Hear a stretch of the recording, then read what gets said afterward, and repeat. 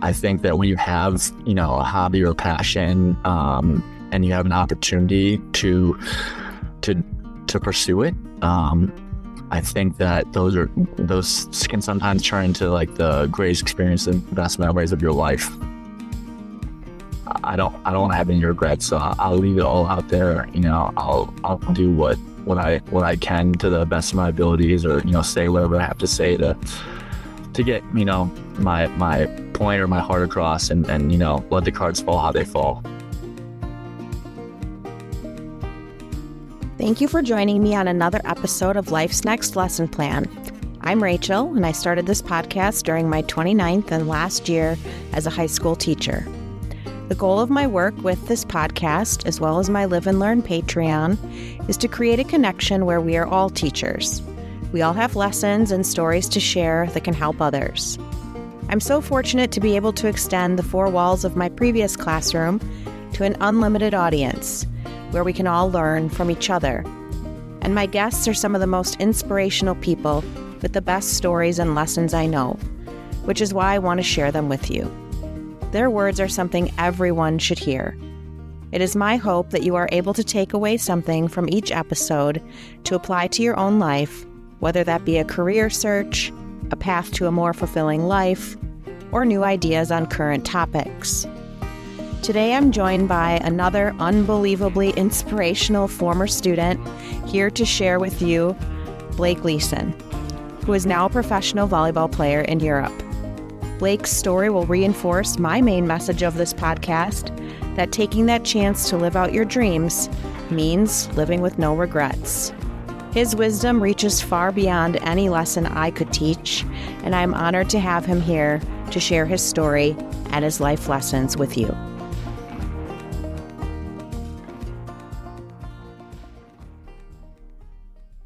"100% of men and women have hormones.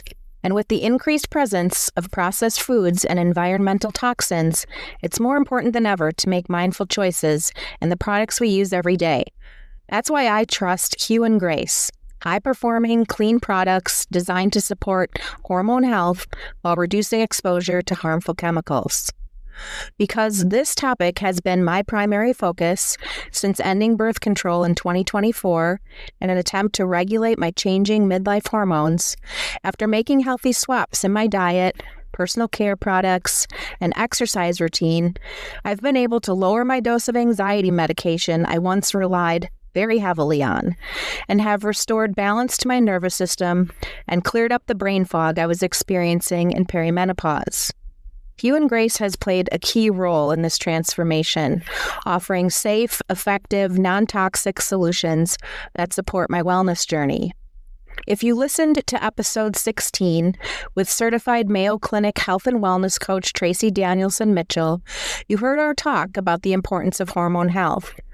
Coming in March, I'll be doing a deep dive into heart and hormone health on my Live and Learn Patreon, where I'll list all the tests, supplements, and product swaps that have helped me balance my hormones in my 50s. Plus, Tracy will be back to answer all your heart and hormone health questions at the end of the month. If you're on this journey with me and are interested in exploring Hue and Grace's trusted, non-toxic products, visit my link at hueandgrace.com/lessonplan to receive 10% off and free shipping. You can also reach out to me at any time with questions at nextlessonplan@gmail.com. Live and learn with me as we focus on living fully and feeling our best. Visit hueandgrace.com/lessonplan to see how easy it is to start making some healthy swaps on the way to non-toxic living.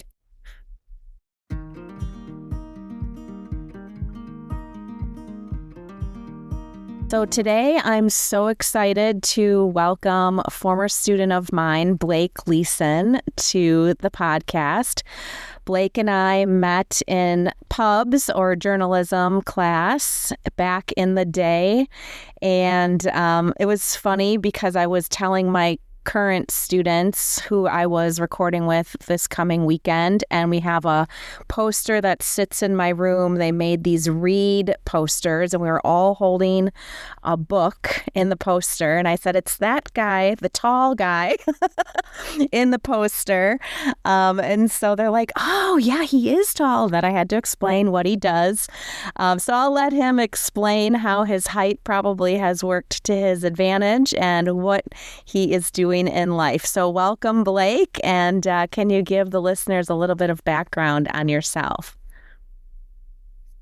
Yeah, absolutely. I appreciate you for having me on, and it's been quite the journey since graduating Homestead in 2014, for sure. A little bit of background on myself. I would say that, like I just mentioned, I graduated Homestead in 2014.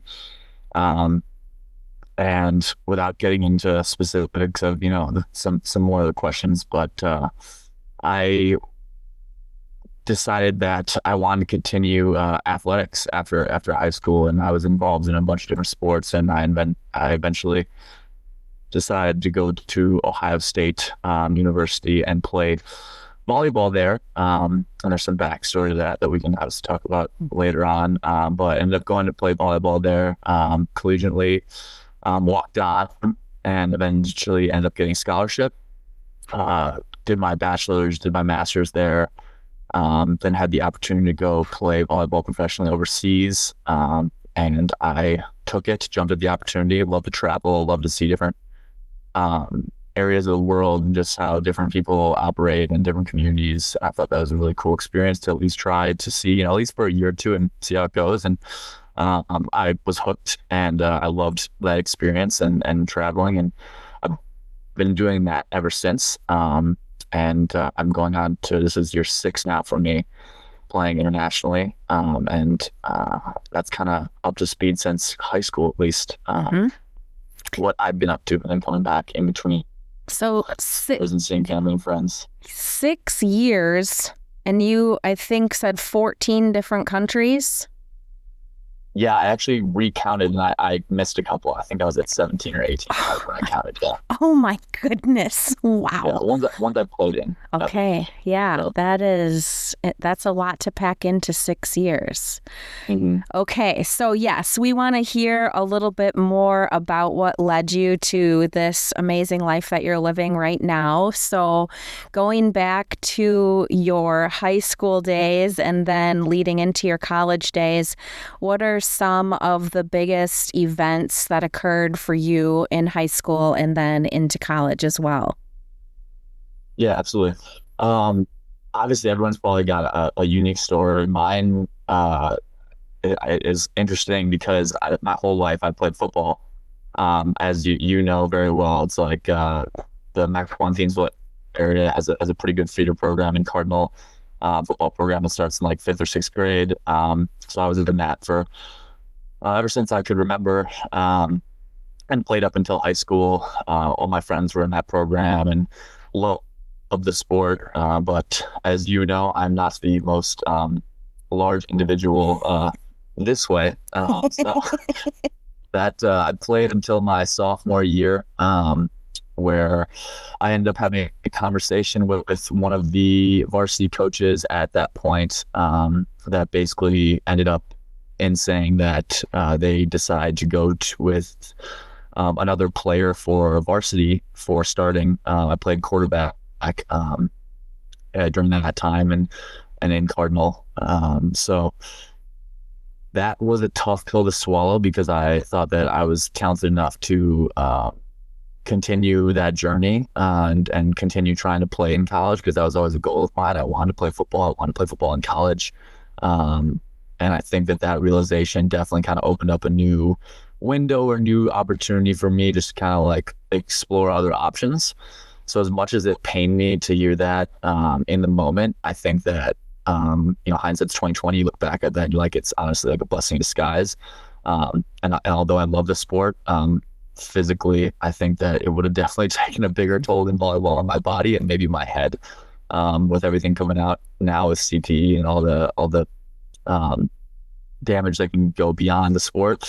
So I think everything happens for a reason. Big believer in that, as cliche as it sounds. Mm-hmm. But So I ended up not playing my junior year, and I switched sports to volleyball, which was not a popular decision in Homestead sports, as we probably both know. Not a successful program like the football team. Got a lot of flack for that decision. And I don't want to say I was like ostracized, but I definitely had friends in the football team that did not think that was a cool decision by any means, which is fine. You're in high school and that stuff matters a little bit more than it does now. So I'm still very thankful that I ended up making that decision. But when you're in the moment, you're definitely like, oh, wow, like, am I, screwing up everything, or like, am I making the wrong choice? Even if something as little as, switching sports, Mm-hmm. So it's crazy the domino effect that it has, because I went from a team that was winning state championships to a team that barely won a game a year. So it was quite the difference of competitive nature, and just like what you expect out of yourself and your teammates. It was definitely eye-opening too, because the volleyball team didn't have that demeanor that I expected to transition to any sport at Homestead. It just wasn't the culture of the team at the time.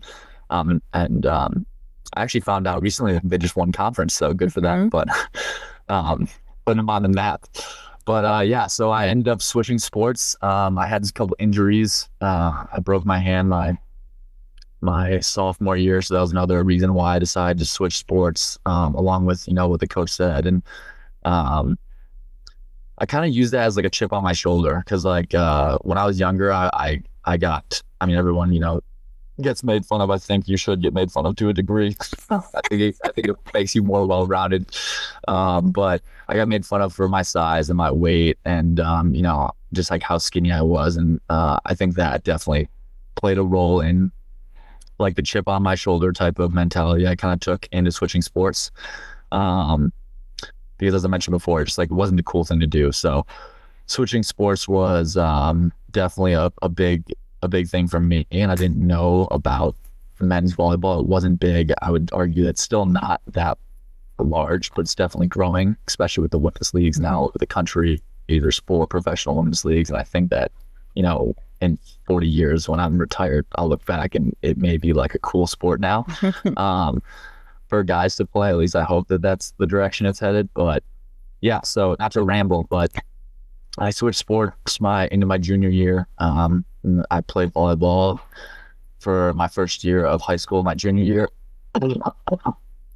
And then we were not very good. I think we won maybe 1 or 2 games tops. So we were bad. But I had a great time with the guys, and they were good people. Still guys I talk to this day, actually. So it's interesting how that all plays out. And then junior year, I played 1 more year. And during junior year, I was like, hey, like I'm kind of half decent at this for not have been, played as long as I have. Because typically how it works with volleyball is like West Coast is primarily where all the men's players come from, all the talented men's players. So they're starting, youth ages, 8th, 9th grade, maybe even earlier sometimes. So I still wanted to play sports in college. I loved competing. And I thought maybe, hey, like, what's there to lose? I've got nothing to lose. I'm gonna put some film together. I'm going to send out film to every college coach I can find on the face of the earth, because in my opinion, if you can't be your own self-advocate, not a lot of things always just fall into your lap. You got to go out and if you want something, from my experiences, like you have to put yourself out there, and you have to put yourself in a position that you might get blessed with an opportunity, or meet someone, or come into contact where a door opens and it gives you an opportunity to walk through a tight deal. And that's kind of how it's always been in my life. And if it wasn't for switching sports and sending out those emails, I would have never had an opportunity to walk on at Ohio State. And when I got that email, I told my parents I was going to send out emails, and my mom was super supportive, but my dad's more of a realist, and he's, he lived there, told me he was telling my mom that, what is he doing that for? He's never going to get a reply. So it's definitely been an interesting ride looking back on it. But I got a reply from a couple schools, and Ohio State was one of them. And I fell in love with the place when I walked on campus, and the head coach actually came to came to the Mequon area to watch another player in the area that they were offering scholarship to. And he came up to one of our practices. He offered me a walk-on spot, which is code for, you still have to pay tuition, but not out of state tuition, but you have a spot on the team. And my parents budgeted for state school, which is more than I could ask any parents to do, especially with the cost of tuition today. So like the fact they're able to save enough money for me to further my education in any capacity, I think is incredible. But Ohio State out-of-state tuition was more than that budget. So I was kind of on a one and done type year contract going into Ohio State unless I figured out how to find an extra 30 grand a year out of nowhere, So I was like, you know what, I'm going to regret this decision for the rest of my life if I don't go. And my parents were on board. They're like, yeah, go for 1 year, try it out, see how it goes type deal. So I went, I got on campus. I was by far the worst player in that gym. It was not even close. And it was very, very apparent that I had a lot of work to do, especially in like the strength department. I was just not physically where I needed to be compared to the other guys. So the head coach actually wanted me to redshirt, which I was not a fan of because I was kind of on a shot clock for earning scholarship and, making a name for myself enough to make enough money to make the difference up between in-state and out-of-state tuition. So here, again, this isn't life or death, but for, an 18-year-old kid, it was a pretty big deal at the time. I was, didn't want to leave. Loved the place, loved my roommates, loved my teammates, loved the campus. People always say, why didn't you go to Wisconsin? You traitor. Well, they don't have a men's team, so I can't really be a traitor. But yeah, so long story short, in that department, it was a kind of a full circle event. I was the only player who redshirted. If you're familiar with that term, it's basically I was the only person who didn't travel. I worked one-on-one for a year straight with our strength coach, Andy Britton, who is an incredible human being. And I attribute a lot of my success to, especially after that time. So he spent every day with me in the weight room, got to know each other really well, and thought I was getting stronger, thought I was putting in a lot of good work. And it came to the end of that first year. And I was like, well, I gave it my all, and I didn't play. It's like, I can't afford to go here anymore. I got my transfer papers ready to go to Minnesota and play club ball with some friends that also went there from Homestead. I was also looking at going to play in Oshkosh, where some of my aunt and uncles went, and just kind of lived closer to home. And I had a meeting with my head coach at the time, and before, probably maybe a month before second semester was over, so end of the year type time. And he's like, Blake, we like the work you've done. We've seen the improvement, and we want to offer you the difference of in-state to out-of-state tuition. And I was super emotional there because it was I thought I was pretty much done. I thought that I was transferring. I didn't tell him that I had my papers ready, but I knew from a financial standpoint I wasn't going to take on X amount of dollars of debt, because that was my goal, to not come out of college with any student loan debt.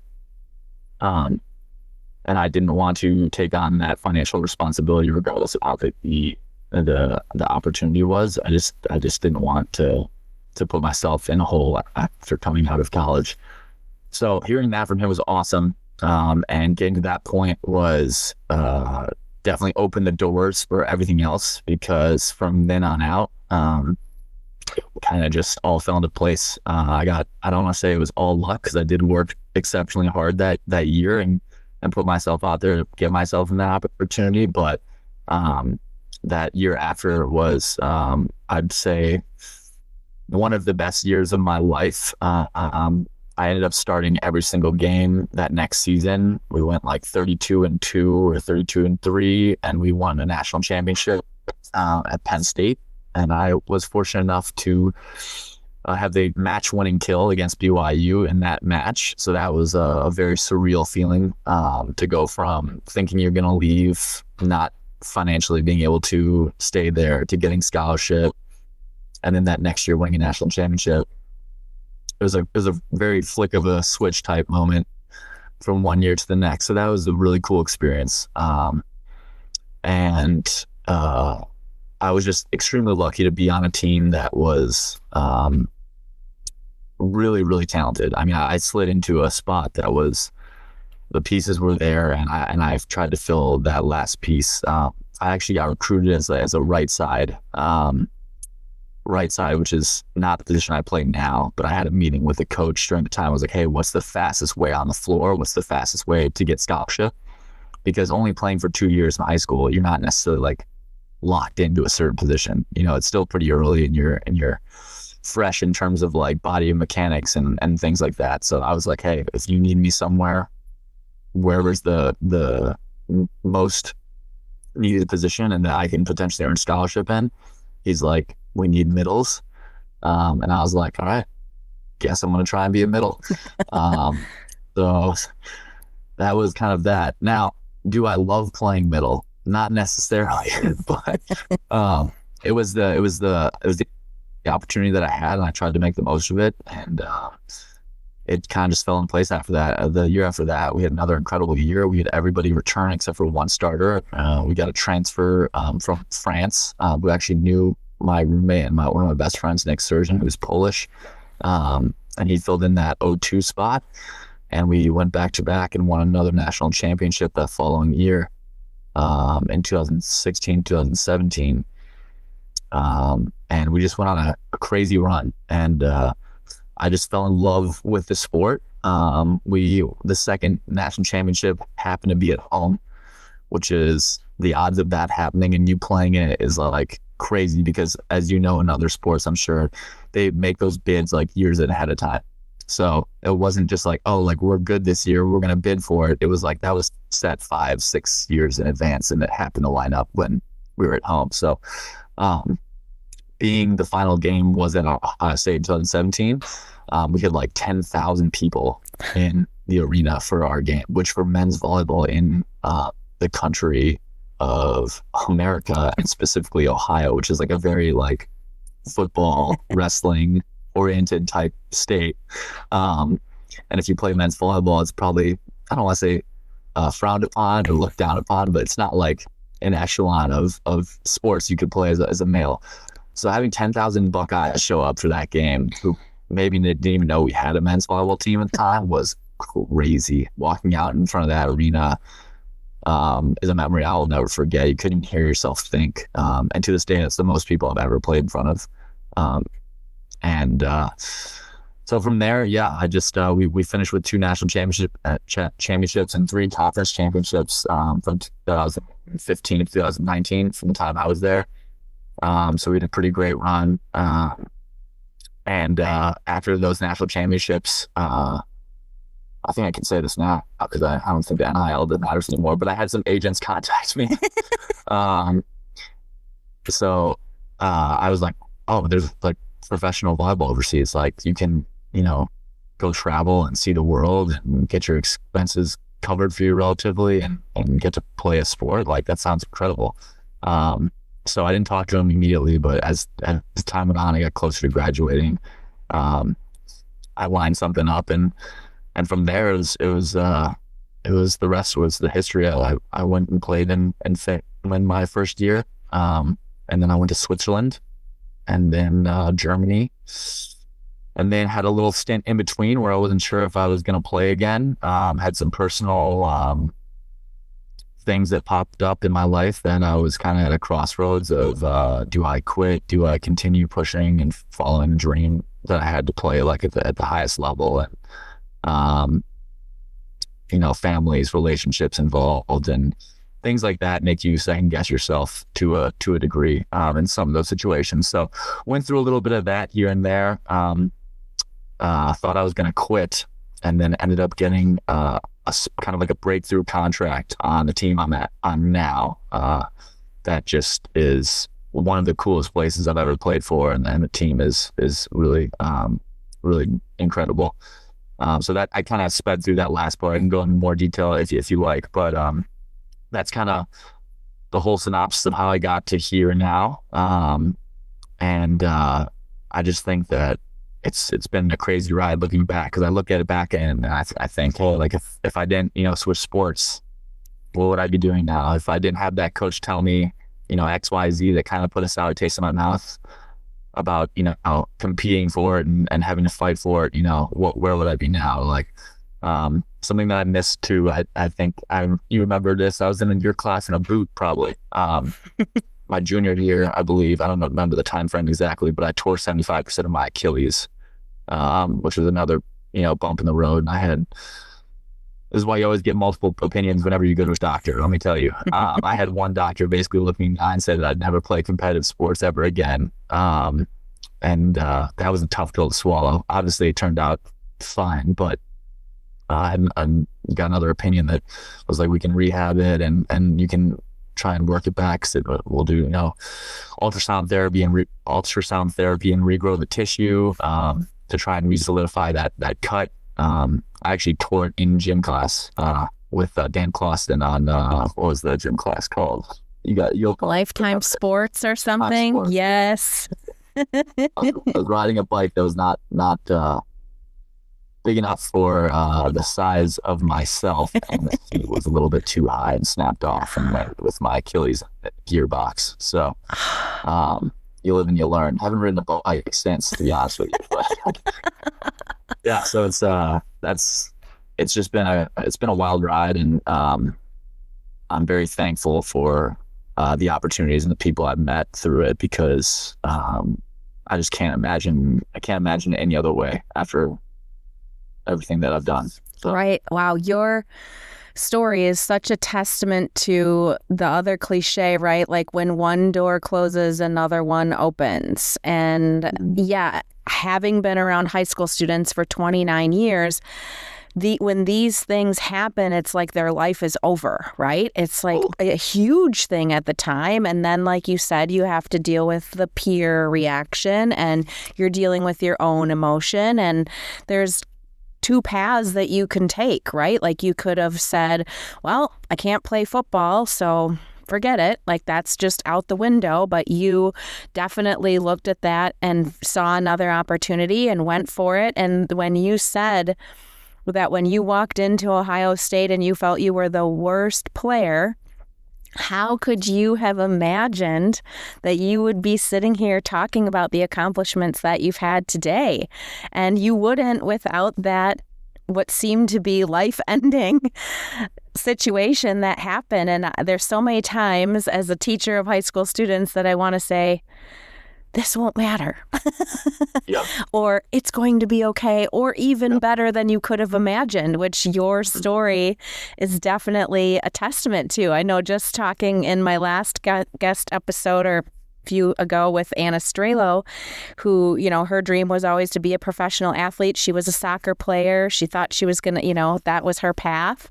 And after doing a half marathon one time, now, story, she's a professional Ironman triathlete, right? Like she never could have predicted that. But all these, follow the doors that open, I think is such great advice. Definitely. And your story is a testament to that.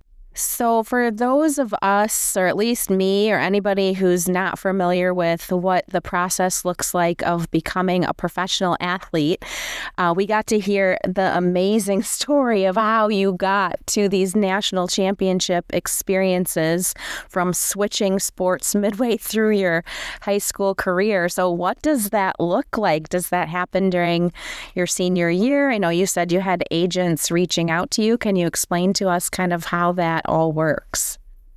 Yeah, absolutely. I think that if you're one of those players in college that are already getting looks from the national team, like that's a conversation that they have with you. And I know a couple of those guys that were in those places that went to those California schools that were kind of already in the USA pipeline even before college. They have those feeder programs that work their way up, and they're kind of just like a shoe-in, and they have those relationships where, they give those athletes that advice and those agents to talk to.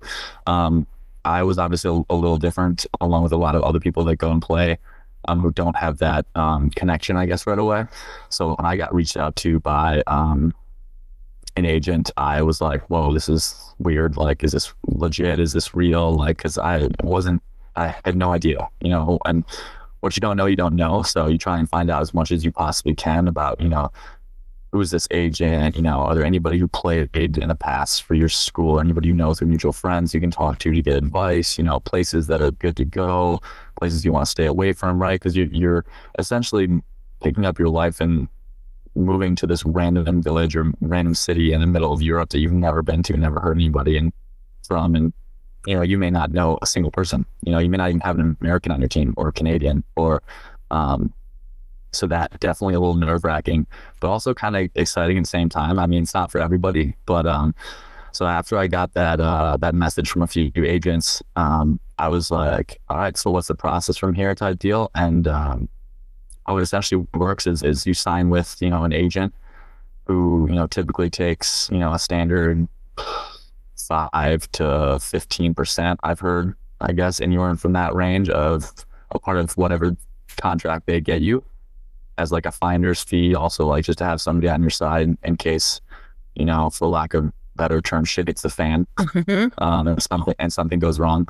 Because there's a legal way of doing it. And then there are also agents that are not backed by the FIVB, which is like the overarching organization that runs volleyball in Europe. So there are like agents who are licensed and agents who are not. And so just making sure you make the right choice in that direction. I tried to talk to as many older graduates of Ohio State that I found out that played, or any mutual friends of other programs that went and played for a couple of years or many years. So once I picked, an agent and thought that, this was the right choice for me, they basically contact, their connections and teams. Usually a lot of these agents are former players or rounded individuals just in the community of volleyball that know a lot of people, that have a lot of connections to different leagues or different countries or different managers or different coaches. And those connections, obviously you have to have the talent because they have to, see your film and whatnot. But basically those agents, help you put together like a volleyball resume per se. So just like you would for a job, basically. I have a CV, which is like highlight film, 2 or 3 games clipped up, and then like accomplishments, stats, stuff like that, basically in like a normal resume format, but for volleyball essentially. And you have that kind of constructed, and you give that to your agent, you help put together, and they send it out to teams. And essentially it's like a wait and see game, obviously if you're, one of the best players in the world, like in any sport, even football, you may have, people knocking on your door to, offer you big league contracts. Not the case in my situation, but at the top of the sport, there are players that are getting over $1 million in volleyball. So those players definitely probably have people seeking them out to a degree. But typically how most players are handled, it's the way I'm explaining. So once you have that volleyball CV, your agent kind of goes and talks to different teams. You may say as a player, like, I had a preference to not play in certain countries based on things I've heard, not getting paid on time, or like things being a little shady. Some countries are more professional than others, and once you find out what's a better move, if you have the ability to avoid those leagues for other leagues, then that's typically how most people I've talked to navigate it, essentially, if that makes sense. So Finland was my first country. Nothing crazy in terms of league level, but it was a fun place to start, and it was a good experience. I did have one American on my team, actually from the University of Loyola, so that was nice to have a former, or I guess American on my team. And then after that, I went to Switzerland. Did not have any Americans on my team. And then after that, I went to Germany, where I had 2 other Americans on my team. So it's very common for you to have Americans in your league, not necessarily always on your team though. And there are some leagues that like really enjoy having Americans, and there's some leagues who, one of my best friends on this team, his first year was in Bulgaria. He was the only American to ever play in Bulgaria, to my knowledge. So it's like he was kind of on an island a little bit when he went on his first year. So that's kind of how the process works. Obviously, they send you, contract negotiation to get into like the nitty gritty of that stuff, just to get people an idea. Everyone's like, oh, like, what's your day like? Or how does the contract work? Every club's a little different, and every league's a little different, but a lot of standard clubs will cover your housing. Usually they will cover your insurance as well. Some clubs, or the better clubs, you'll get a car, and that will also be covered. Usually it's covered in logos. Mine is covered in logos. And you're driving around like a billboard on wheels, but it's cool. And then typically, you can say whether you want to live alone or live, with a roommate. And that's kind of just up to like the club and, the availability of what apartments that they own or they rent or they lease or whatnot. And some clubs provide like a meal a day when the money is not as lucrative. If it's like my first year, it was like every day I could go to this, team sponsor who happened to be a restaurant, and you could have lunch for free. That's how they like mitigated some of your costs when you're not financially getting paid that much, which was like my first year, for sure. But again, like, it's part of the experience. Like, I think that, if you believe in, you believe in yourself, and you believe in, you get the opportunity and try and really put, I don't say all your eggs in one basket, but it's really turned out to be a cool experience getting to, work with agents and travel and see different parts of the world. So in terms of like the contract and how volleyball works, I hope that answered it a little bit. But yeah, I mean, the top leagues, they don't, you're getting paid so much, they're not finding you, they're not giving you an apartment. You're getting paid so much that you can get your own apartment. So there's levels to it, right? Like, there are leagues that are known for, starter leagues. There are leagues that are like middle of the road or like top 5. And there's like, the top 2 to 3 leagues in the country or in the world, where most players are getting some serious money. So it just all depends. And just like the ability to play on like a national or a European level, inter competition is also something that is super valuable. My first 2 years, I did not play on a team that played in any European competition. And historically, that means the team isn't as good in the league, if that makes sense. I don't know how familiar you are with like European soccer and Champions League, how it works and whatnot, but every country usually has 1 or 2 teams in each league that play in Champions League, which is like the best teams in every league play in like a tournament, essentially. Mm-hmm. So the team I'm on this year and last year played in Champions League, and it was us and Berlin Recycling Volleyball Club. So it was Lüneburg, which is the team I played for, SVG Lüneburg, and Berlin were the 2 teams in Germany that were represented in Champions League. And then, so example, like France would, submit 1 or 2 teams based on the previous year and how well they performed. Italy would submit 1 or 2 teams, and all those teams playing in like a tournament in the year while you're doing regular season only in your league, if that makes sense. Oh, wow. So like, you'll play weekends on a Saturday or a Sunday. And like, for example, we just played a team in Munich, but before that we played a Champions League game in Chaumont, France. So not every team has that luxury. These past 2 years, I've been super blessed, super fortunate to be able to play in that, because it's rare. Like I said, only 1 to 2 teams and the better leagues get that opportunity. And some leagues don't even get any nominations if the league isn't that strong, if that makes sense. Mm-hmm. So that's been a really cool aspect of the job as well, just to travel more. And that's why the number of my playing countries has been so high, because played in last year is 3 teams, Bulgaria, Greece, France, Spain. You play in a bunch of different countries when you play in that type of competition, versus if you only play for a team that plays in your country, then you're only playing for obviously teams against in your country. Oh, that makes sense then, why I can never track where you are. So yeah. Have you been with the same agent the whole time, and do they have to renegotiate a new contract for you after every season? Yeah, yes and no. So I have not been with the same agent the entire time. I made a not a great, I don't know, I won't say business decision, but I ended up switching agents after my first year in Germany. I played in Finland, Switzerland, and then I got an opportunity in Germany. And Germany was the best league I had played in up until that point, but the team in Germany was a bottom half team. So we were not great, but the level of the league was higher than the previous two leagues I played in. And I had a really good season that year where I was top 3 in attacking percentage for my position, and kind of was a little bit of a breakout year for me. And I got noticed by some better clubs, one of them being the one I'm on now. And that opened some doors for that. Sorry, I totally forgot your question. Did you switch? You talked about switching agents, and then do they have to negotiate a new contract for you after every season? So I switched agents that year, and I ended up switching agents to a bigger agency.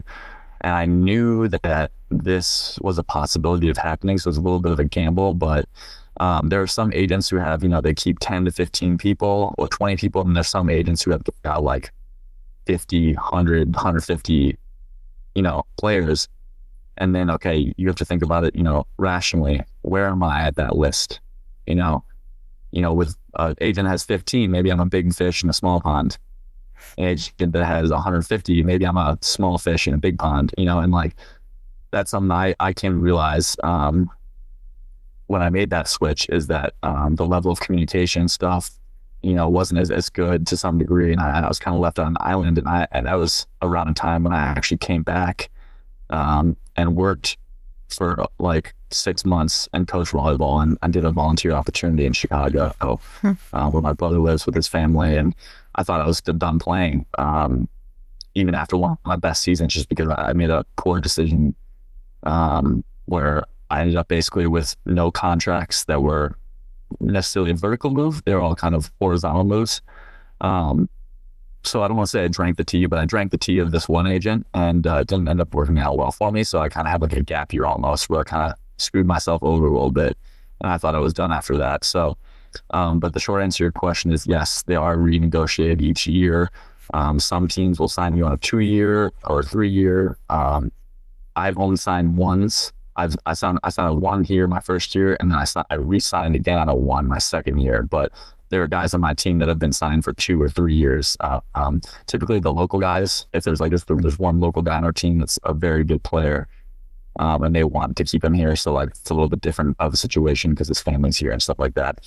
And also a lot of players, unless it's like really good money, they wouldn't sign a 2-year and go someplace they've never been before without seeing the club, seeing the city, seeing the organization, because America, especially coming from the NCAA, athletes don't understand until they go play overseas how good they have it.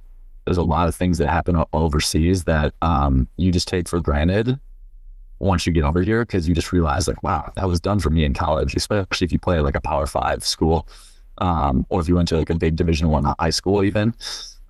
Things you take for granted that they pay active attention to stateside kind of get overlooked to some degree in Europe. The emphasis on some of those items they're not a priority.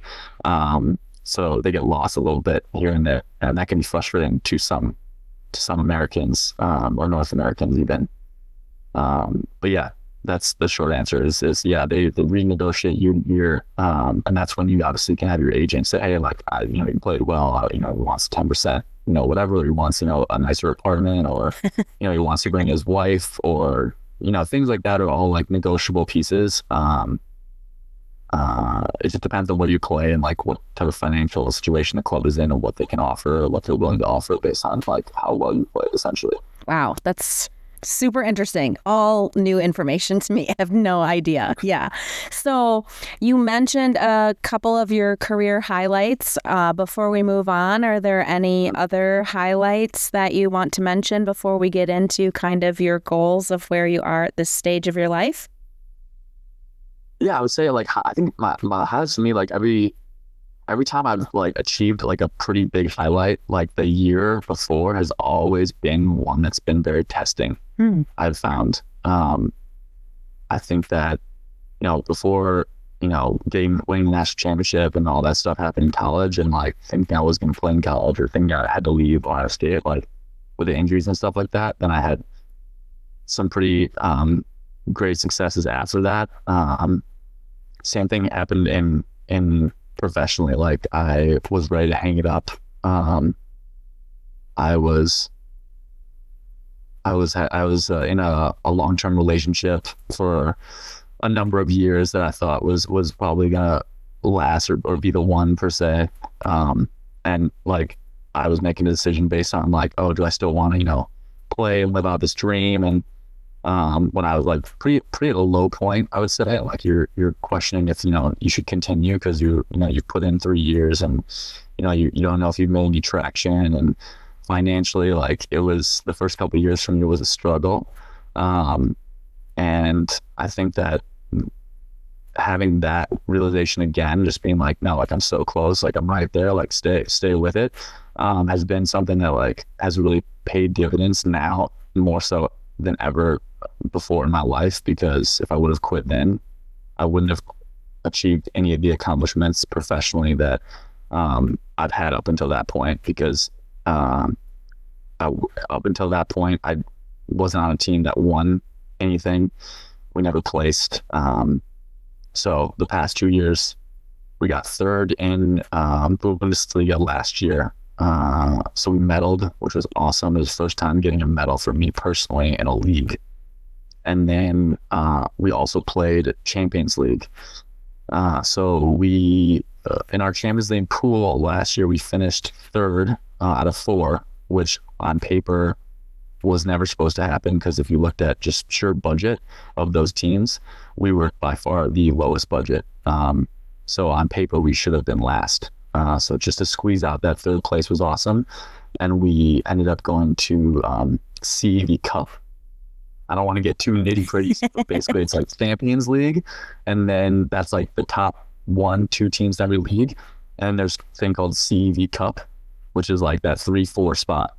So basically we got knocked out of Champions League, but then we got moved into playoffs of CEV Cup. We won in CEV quarterfinals, we won in CEV semifinals. Then we made it to the finals, and we played a Polish team that's very, very strong. It's one of the strongest leagues in the world, and unfortunately lost, but we got second in CEV Cup. So that was another medal that we were able to get, which is a really cool experience playing internationally, especially the semifinal. We played a team in Turkey, and we got smacked at their place 3-0. And then we came back, and in international competition, it's based on points. So it's like 3-set win and a 4-set win is 3 points, and a 5-set win is 2 points to the winner and 1 point to the loser. So for us to tie it at home, we'd have to win in 3 or 4 sets to get the golden set, which is like a tiebreaker. It's kind of fun. It's unique. Mm-hmm. So they won in 3 at their place, and then they have to come to us. And if we didn't win in 3 or 4, we wouldn't get the golden set and we would be knocked out. So we lost the first set at home, aka we'd have to win the next 3 to even have a chance. We won the next 3, forced a golden set, which is just 1 set of volleyball to determine who moves on, and we won the golden set at home, which pushed us to the final, which was maybe one of the coolest moments internationally I've had, because I was at home in front of a sold-out crowd. And then we went to Poland and got our butt kicked in 3, but it was still a great experience just to get to that point, because for example, like the team we played in Poland has guys that are getting paid over $500,000 to do their job. Jeez. And let's just say, like, I'm not hurting for money, but nobody on our team is getting paid $500,000. let's just put it like that. So you're kind of saying like it's always darkest before the dawn. Like you had these lows and then you had these highs. Correct. Yeah. I mean, that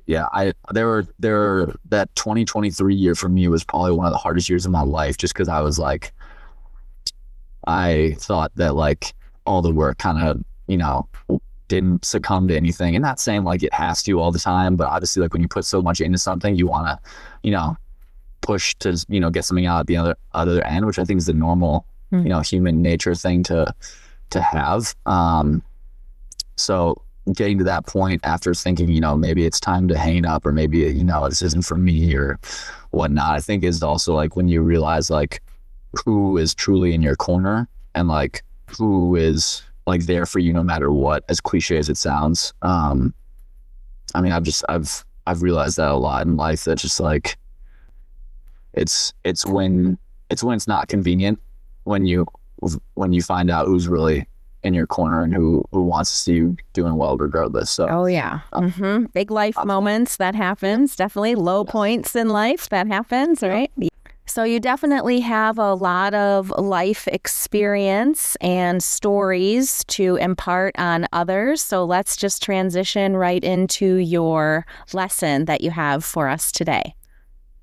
Yeah, absolutely. So I like I mentioned, I follow a lot of I don't want to say like inspirational quote like counts, because that makes me sound very strange, but I really value like different perspectives, and I think that the more you can surround yourself with different viewpoints, I think the more like shaped you can look at life and go about life. So a lot of people are familiar with Jay Shetty. He's got a quote that says, "Open every door that you possibly can. The doors that close, let them close, and keep walking through the ones that remain open."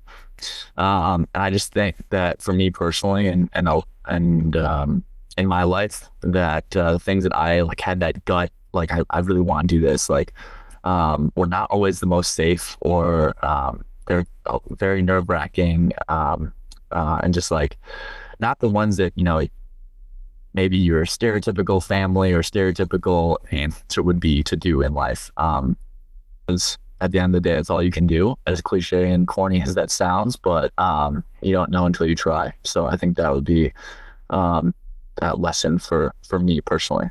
We must follow the same accounts, because you're saying exactly what the advice that I have been trying to follow as I make this decision to retire before my pension is ready. And, a lot of teachers have very strong opinions about the choice that I'm making, but regret.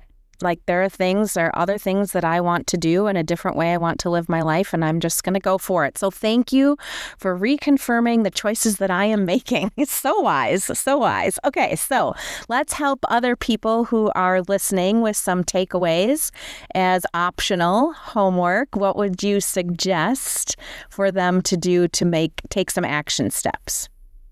Yeah, I just think for me, it's like I just think that it's so important to like take a serious step or effort in whatever it is that you wish you would have done or wish you would have tried. I think there's a lot of things as you get older that you're like, oh, I would, if I was 20 again, what would I have done? Well, you're not 20 again, and you're never going to be 20 again. So why not start now? I'm not saying you gotta, flip your world upside down, but it's like people have time. You have weekends, you have after work, and it's like if you want to make something happen, you can, foster that in your off time to develop it into your full time. And it doesn't even have to be a job. It can be it can be a hobby, it can be a person, it can be truly anything. It just I think that people get stuck in their ways. And I think that's true a lot of times. The more I've traveled, the more I've met people, both younger and older. And obviously not everyone has the luxury of traveling as much as I have, but I think it's given me a very unique perspective on like life. And I just challenge people to take that step or do that thing that is maybe uneasy or, that they're scared to do. Cause it's like, I always go back to, and not saying, a desk job is like the worst thing in the world, but it's like whatever you're fearing, it's like you can always go back to that. It's like, okay, it fails. All right. Then what? You go back and, you take that job and you start again. Or like, it goes back to not wanting to have that regret aspect. So I wish that anybody listening takes a serious shot at whatever that thing may be for them personally, because I think regret is for me the biggest thing in my life that I would have a hard time sleeping at night at the end of the day. So hopefully that's clear. Yes, I love that. I saw something the other day that said, you are never going to be younger than you are today. Yeah. So one day just keeps passing into the next. And so it has nothing to do with age. It has to do with courage, right? Yep. And be willing to take that step. Yeah, such wise words, Blake. Thank you so much for being here today. Cannot wait to share your story. It's amazing with all of the listeners.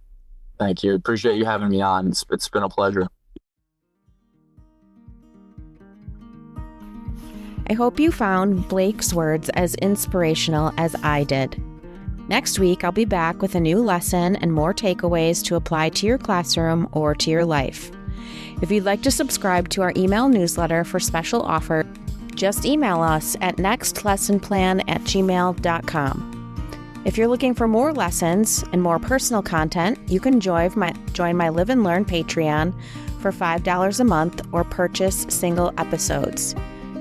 There I share more in-depth content and lesson plans that you can subscribe to or purchase individually if the topic interests you. In the meantime, please be sure to follow us at Life's Next Lesson Plan on Instagram, Facebook, and YouTube, as well as on Apple Podcasts and Spotify. If you know someone you think might be a great guest for the pod or you have a topic you'd like to know more about, please share your ideas with us.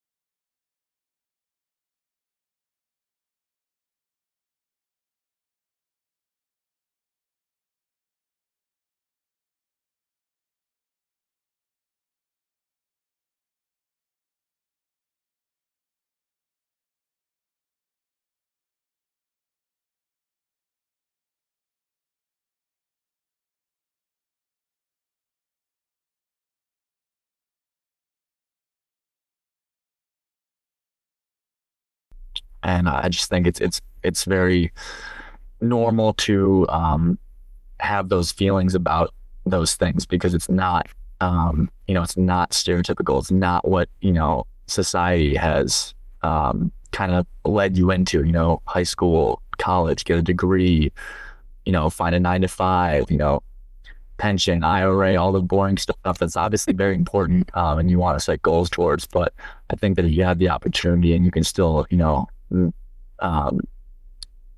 contribute to those goals, it can be really rewarding and something that you'll look back on and be thankful for that you did, because as I mentioned before, I don't want to have any regrets. That's like my biggest thing in life, is I do not want to look back on my career and what I put into it and think, gosh, I wish I would have done this, or gosh, I wish I would have done that or said that. So I've kind of lived my life in that sense of family, relationships, job. Like I don't want to have any regrets, so I'll leave it all out there.